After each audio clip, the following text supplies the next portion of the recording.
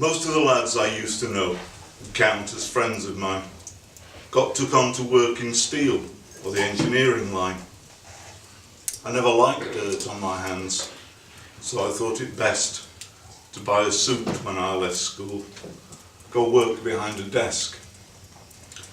I started in an office where they taught me how to deal, so that I was making money, but none of it was real.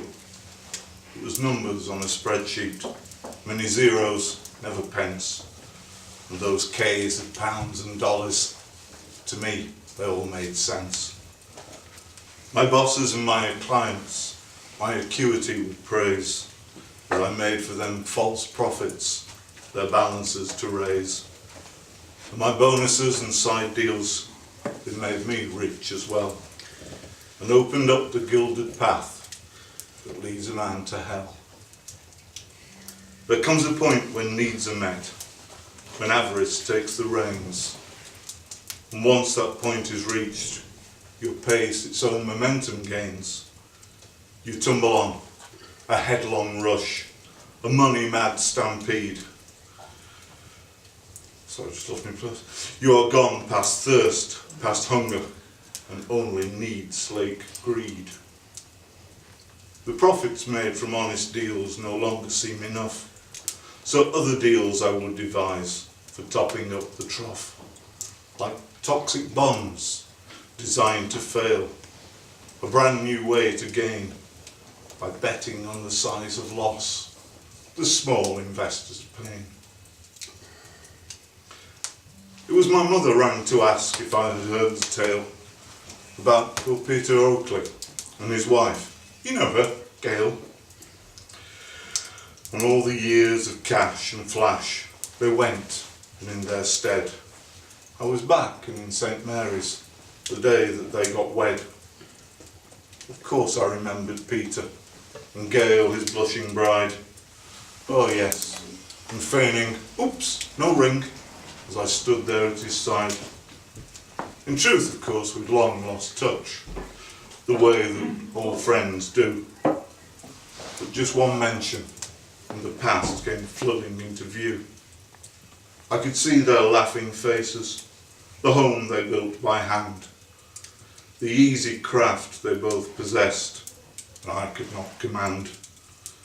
And I could see their only child, who they gave pride of place, his twisted frame held in his chair, the glee there in his face. Perhaps I thought the son was gone, he wasn't born to last. Perhaps he'd caught up with his fate a quarter century past. No, I said, I haven't heard, though I haven't heard for years. The mother said, I don't suppose. I think she spoke through tears. The story has been often told. Each time they change the names, but every time the story's told, it ends up much the same. Progress means that jobs grow thin, and skillful hands get shed. A handshake and a lump of cash. The working life is dead. Too old to get another job, too late to chase a dream. But there's that cash, a kind of raft to float on down the stream. It just needs to be invested well, then everything is fine. My old friend Peter, his wife Gail, they bought a bond of mine. They hardly lost a fortune, but they did lose all they had. And Peter took his car, his wife, and yes, he took their lad. And he drove them to the quarry, where we would play as kids.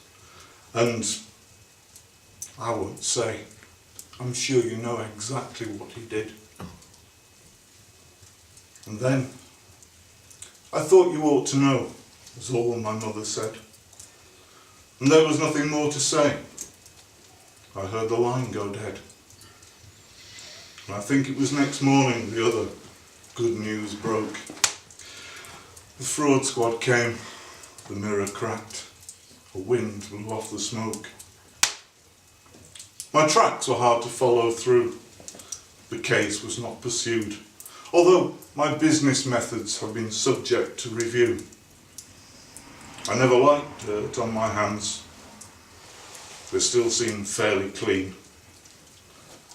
With my fingers spread, I see the bloodstains in between.